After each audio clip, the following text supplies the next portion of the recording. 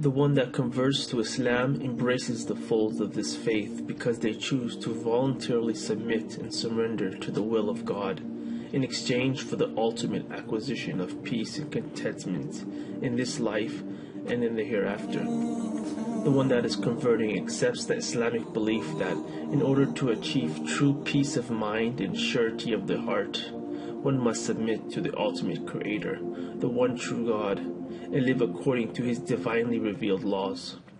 The one that converts comes to the understanding that no one is worthy of his worship and veneration except the one true Creator, the Creator of this world and everything it contains.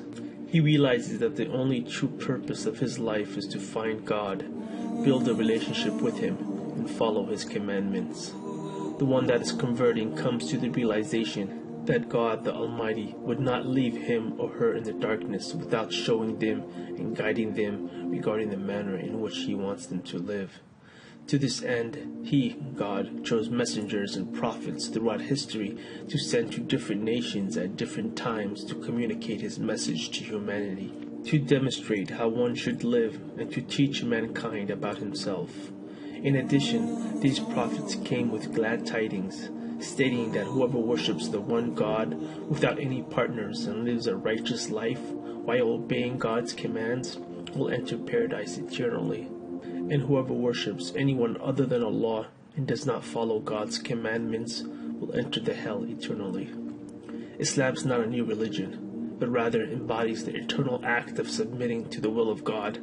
It is, indeed, the only acceptable religion in the sight of God. Islam is the true natural religion and offers the same message revealed through the ages to all of God's prophets and messengers. The one that is converting realizes that Islam will change his or her life for the better, and that Islam will provide the light to guide them in their life as well as grant them true salvation from the eternal hellfire. The one that searches for his purpose in life as well as for his Creator and is sincere and curious to learn the truth, that person will eventually be guided to the truth by the will of God and by His mercy, love, and justice. God guides whom He wills and whom He pleases. My dear brother or sister, if you have the desire to be Muslim and have a strong conviction and belief that Islam is the true religion of God, then you are ready to embrace the folds of Islam. In Islam, every action begins with one's intention. So one starts by setting the intention in their heart to embrace Islam for the sake of God alone. It's highly recommended that you take a bath or a shower to symbolically purify and cleanse yourself of your past life and your past sins. It's also recommended that you wear good clothes on the day of conversion. Unlike other religions, the act of converting to Islam does not involve any rituals, ceremonials, nor baptisms.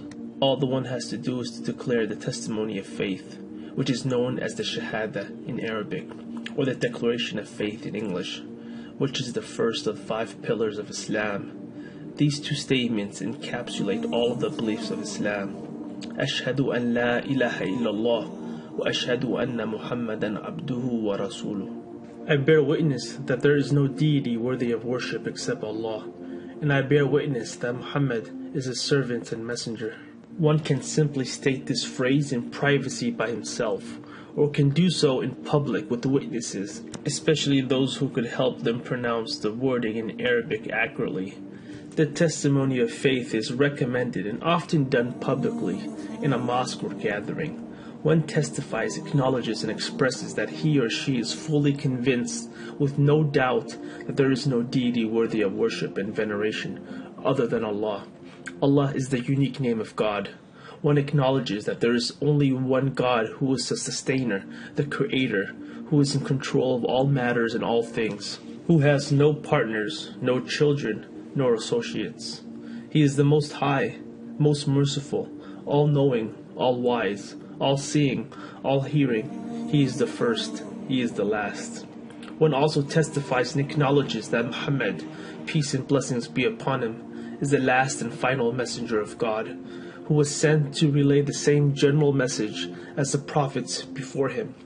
He is the best example and role model for humanity, a slave and a worshipper of Allah, and should not be wrongfully worshipped like past prophets, who were only human messengers of God, and not God Himself. After one completes his testimony of faith, that individual is now officially Muslim. As a Muslim convert, one does not need to be burdened by his or her past sins committed before their acceptance, as all of their past sins will be absolved, and they will start with a clean slate, as free of sin as a newborn child. Not only that, but all of their past sins will be converted to good deeds. One should attempt to the best of his ability to keep his slate clean as much as possible, and do as many good deeds as he or she can. The new convert should make a lot of supplications to God, asking Him to continue to guide him or her to the straight path and lead him or her to paradise and everything else they desire, in this world and beyond. After the conversion process comes the time to start gradually learning more about Islam and practicing it by performing the 5 mandatory ritualized prayers that Muslims perform daily. A new convert should not try to learn all aspects of the faith at once, as they may end up feeling overwhelmed. Instead, one should continue to learn and grow his faith over an extended time period. It's highly recommended that the convert finds a local mosque or a local Islamic community and attend gatherings, seek Muslim support, and make new friends. One should also start to give charity and fast in the month of Ramadan, both of which are mandatory upon every Muslim.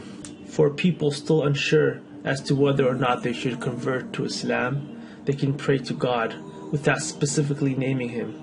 Just pray out and say, "Oh, you who created me, please guide me to the truth." Also, continue to research and look further at the overwhelming evidence and proofs that Islam offers to affirm its existence and validity. Do not procrastinate, and do not take this matter of faith lightly, as you are not guaranteed tomorrow. Your test, your life, can end at any moment. Realize, my brother or sister, that you did not come to this video by random or by chance. You were guided here by your Creator. May your journey to the answer and to the truth be pleasant and successful.